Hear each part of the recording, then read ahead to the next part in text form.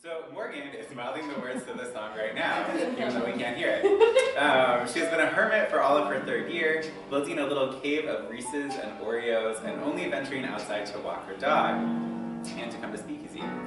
This is the first Speakeasy she's read at in a year that hasn't necessitated a costume, but we almost instituted a theme for that reason, but we didn't. But she also thought about wearing one anyway. Morgan Kayser. Now you guys all have to listen to Hamilton later because that is not an accurate sound of how it goes. And I found out earlier that my boyfriend's name fits in the same syllables as Alexander Hamilton, so I've been singing it like for weeks. It's been terrible. So if you want to experience the same torture, let me know. I'll figure it out. So most of you know that I've been writing for the past 2 years. I've been trying to write a novel about genetic mutations in my family and breast cancer. And I've been writing it in realism, which I never write, and I kept like handing it to people and being like, oh, but this isn't what I usually write. It was really tough, and it didn't sound very good, and it was just not great in general. And then I realized, why am I writing about it in the way that I don't write? So lately I've been trying to write about breast cancer and genetic mutations in the way that I usually write, which is weird. So this is the first attempt at that. It's very short, so it won't take very long. When Mom got sick, it was like a haziness around her edges, like when she tore coupons out of the newspaper and they were ragged at the sides. She never used scissors. The scissors always disappeared from their home in the kitchen junk drawer, repurposed into parts of a Rube Goldberg machine for the science fair, or snapped off and used as screwdrivers to fix Dad's car in the garage. I guess Dad's screwdrivers disappeared too. But that's not the meaning of disappeared, not the medical meaning. We use it so often to mean temporarily gone or just misplaced or changed, but it wasn't the same.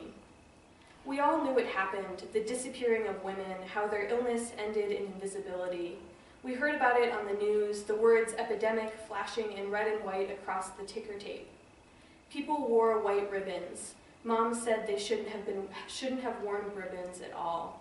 They're invisible, aren't they? They aren't turning white. For weeks, every time I left the house, she'd ask if I had my ribbon on. I'd nod, patting my empty collar. We all knew it happened, but we didn't know how it happened. I thought it'd be sudden, like the rapture. You'd be talking to a woman and suddenly you'd be walking into the air.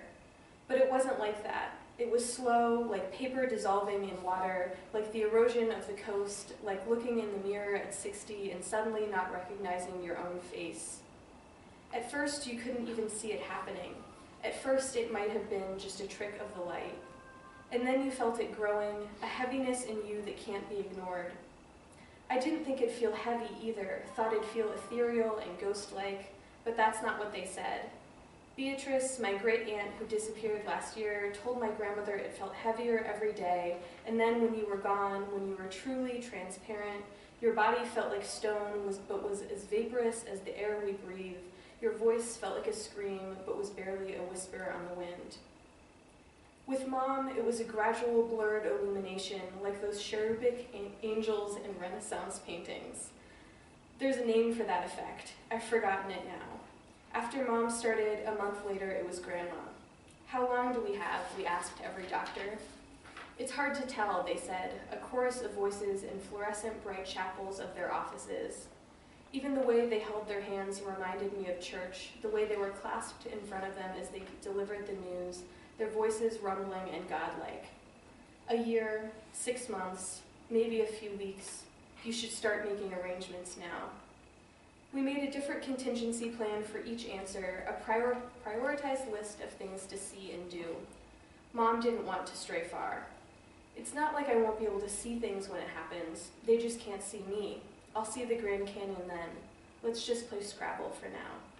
So we'd play for hours until the tiles started to slip through her fingertips.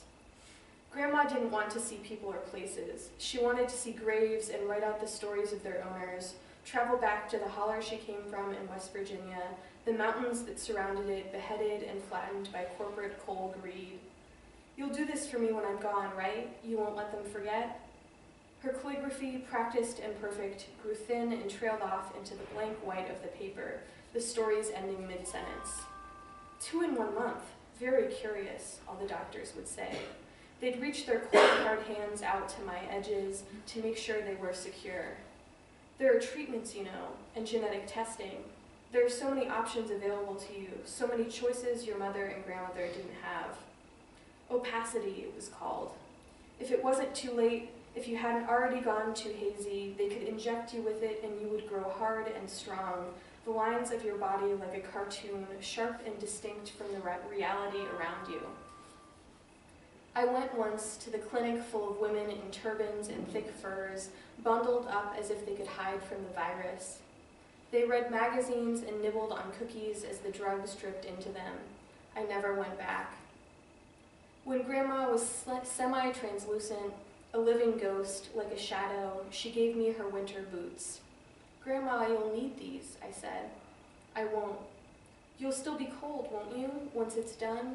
She shook her head. Beatrice told me you can't feel anything when it happens. We were quiet for a moment. I played with the laces on the boots. They'd be too big on me. Grandma was 5'9" and wore a size 10.